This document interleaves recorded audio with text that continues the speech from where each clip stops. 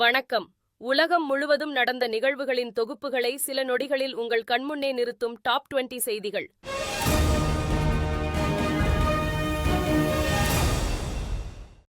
மறைந்த முன்னாள் முதலமைச்சர் ஜெயலலிதாவின் நினைவு நாளையொட்டி அதிமுக பொதுச் செயலாளர் எடப்பாடி பழனிசாமி வெளியிட்டுள்ள எக்ஸ் தள பதிவில், தீய சக்திகளின் ஆட்சியை விரட்டி அம்மாவின் ஆட்சியை மீண்டும் அமைத்து அனைவருக்கும் அனைத்தும் கிடைக்கக்கூடிய அமைதி, வளம், வளர்ச்சி பொருந்திய தமிழ்நாட்டை கட்டமைப்பதே அம்மா அவர்களுக்கு நாம் செலுத்தும் புகழஞ்சலி என தெரிவித்துள்ளார். நெடுந்தீவு அருகே எல்லை தாண்டி மீன்பிடித்ததாக கூறி ராமேஸ்வர மீனவர்கள் 14 பேரை இலங்கை கடற்படை கைது செய்து அவர்கள் வைத்திருந்த படகுகளை பறிமுதல் செய்து விசாரணை நடத்தி வருகின்றனர். சென்னை பட்டினப்பாக்கத்தில் கட்டட விபத்தில் சிக்கி உயிரிழந்த இளைஞரின் குடும்பத்திற்கு 5 லட்சம் ரூபாய் நிவாரண நிதி வழங்கப்படும் என அரசின் சார்பில் அறிவிக்கப்பட்டுள்ளது. மேலும் பொதுமக்கள் ஒத்துழைப்பு அளித்தால் பழைய குடியிருப்புகளை இடித்துவிட்டு புதிய குடியிருப்புகள் கட்டி குடியிருப்புதாரர்களுக்கு வழங்கப்படும் என அமைச்சர் தாமோ அன்பரசன் தெரிவித்துள்ளார். உத்தரப்பிரதேச மாநிலம் சம்பல் பகுதியை பார்வையிட சென்ற ராகுல் காந்தி தடுத்து நிறுத்தப்பட்டதற்கு எதிராக மக்களவையில் காங்கிரஸ் எம்பி கே.சி. வேணுகோபால் நாடாளுமன்ற மக்களவையில் ஒத்திவைப்பு தீர்மான நோட்டீஸ் வழங்கியுள்ளார்.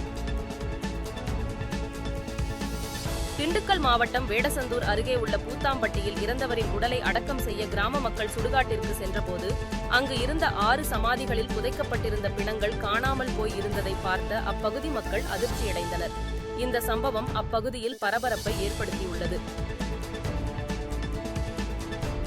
கள்ளக்குறிச்சி மாவட்டம் கருணாபுரத்தில் கடந்த ஜூன் மாதம் நடந்த கள்ளச்சாராயம் வழக்கினை சிபிஐ வசம் ஒப்படைத்தால் விசாரணை முடிய காலதாமதமாகும் என்றும், இந்த வழக்கின் விசாரணையை தமிழ்நாடு காவல்துறையே நடத்த அனுமதிக்க வேண்டும் என்று உச்சநீதிமன்றத்தில் தமிழ்நாடு அரசு சார்பில் வழக்கறிஞர் டி. குமணன் மேல்முறையீட்டு மனு தாக்கல் செய்துள்ளார்.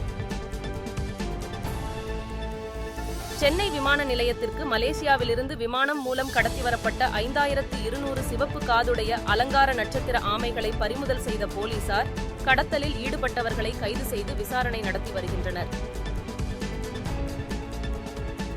கர்நாடக நீர்பிடிப்பு பகுதிகளில் உள்ள தொழிற்சாலைகளில் இருந்து வெளியேற்றப்படும் ரசாயன கழிவுகள் மற்றும் குடியிருப்பு பகுதி கழிவுகள் மழை நீரில் கலந்து தொடர்ச்சியாக கெலவரப்பள்ளி அணைக்கு வருவதால் தென்பெண்ணை ஆற்றில் நுரை பொங்கி துர்நாற்றத்துடன் வெளியேறுகிறது. மேலும் இந்த ரசாயன நுரைகள் காற்றில் பறந்து அருகிலுள்ள விவசாய நிலங்களின் மீது படிவதால் விவசாயிகளும் கிராம மக்களும் வேதனை அடைந்துள்ளனர். விழுப்புரம் மாவட்டம் அரகண்டநல்லூர் அருகே தனியார் பள்ளியில் புகுந்த வெள்ள நீரால் முக்கிய ஆவணங்கள் மற்றும் தளவாட பொருட்கள் சேதமடைந்துள்ளதால் ஊழியர்கள் ஆவணங்களை உலர்த்தும் பணியில் ஈடுபட்டு வருகின்றனர். நில முறைகேடு வழக்கில் அமலாக்கத்துறை அரசியல் காழ்ப்புணர்ச்சியோடு செயல்படுகிறது என்று கர்நாடக முதல்வர் சித்தராமையா குற்றம் சாட்டியுள்ளார். பாலஸ்தீன பகுதியில் இருந்து இஸ்ரேல் வெளியேற வேண்டும் என்பதை வலியுறுத்தும் தீர்மானம் ஐநா பொது சபையில் கொண்டுவரப்பட்டதற்கு இந்தியா ஆதரவு தெரிவித்துள்ளது. கர்நாடகாவில் பாஜக பிரமுகர் பிரவீன் நெட்டாரு கொலை வழக்கு தொடர்பாக கர்நாடகா மற்றும் சென்னையில் NIA அதிகாரிகள் சோதனை நடத்தினர். அசாமில் உணவகங்கள், விடுதிகள், பொது இடங்களிலும் மாட்டிறைச்சி சமைப்பதற்கும் உண்பதற்கும் தடை விதித்து முதலமைச்சர் ஹிமாந்த பிஸ்வா சர்மா அறிவிப்பு வெளியிட்டதற்கு எதிர்க்கட்சிகள் கண்டனம் தெரிவித்துள்ளது. காங்கிரஸ் MP சசி தரூர் நேற்று காலை டெல்லியில் உள்ள அவரது வீட்டின் தோட்டத்தில் நாற்காலியில் அமர்ந்து செய்தித்தாள் படித்துக் கொண்டிருந்த போது குரங்கு ஒன்று அவரை நோக்கி வேகமாக ஓடி வந்து அவர் கொடுத்த வாழைப்பழத்தை சாப்பிட்டுவிட்டு அவரது மார்பில் தூங்கிய காட்சி இணையத்தில் வைரலாகி வருகிறது. ஆப்கானிஸ்தானில் நர்சிங் உள்ளிட்ட மருத்துவ படிப்புகளை பெண்கள் பயில தாலிபான் அரசு தடை விதித்ததற்கு கிரிக்கெட் வீரர் ரிஷித் கான் கண்டனம் தெரிவித்துள்ளார். ஓமன் தலைநகர் மஸ்கட்டில் நடைபெற்று வரும் ஜூனியர் ஆசிய கோப்பை ஹாக்கி போட்டியில் 5-3 என்ற கோல் கணக்கில் பாகிஸ்தானை வீழ்த்தி இந்தியா 5வது முறையாக ஜூனியர் ஆசிய கோப்பையை கைப்பற்றியது.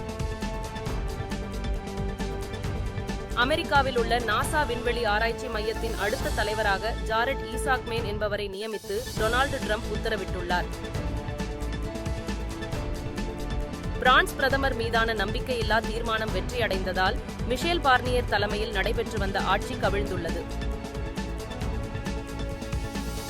சென்னையில் 22 கேரட் ஆபரண தங்கத்தின் விலை சவரனுக்கு 80 ரூபாய் உயர்ந்து 57,120 ரூபாய்க்கு விற்பனை செய்யப்படுகிறது. கிராமுக்கு 10 ரூபாய் உயர்ந்து 7,140 ரூபாய்க்கு விற்பனை செய்யப்படுகிறது. வெள்ளி விலை கிராமுக்கு 1 ரூபாய் உயர்ந்து 1 கிராம் 101 ரூபாய்க்கு விற்பனை செய்யப்படுகிறது. உலகம் முழுவதும் கிறிஸ்துமஸ் கொண்டாட்டங்கள் களை கட்டி வரும் நிலையில் சாண்டா கிளாஸின் நிஜ வாழ்க்கை ஆயரான புனித நிக்கோலஸின் மண்டை ஓட்டிலிருந்து அவரது முகத்தை தடயவியல் ரீதியாக மீண்டும் உருவாக்கம் செய்து விஞ்ஞானிகள் கிறிஸ்துமஸ் தாத்தாவின் படத்தை வெளியிட்டுள்ளனர். இத்துடன் டாப் 20 செய்திகள் நிறைவு பெறுகிறது. உலகில் நடக்கும் நிகழ்வுகளை துல்லியமாக தெரிந்து கொள்ள பாருங்கள் AI இன் டாப் 20 செய்திகள்.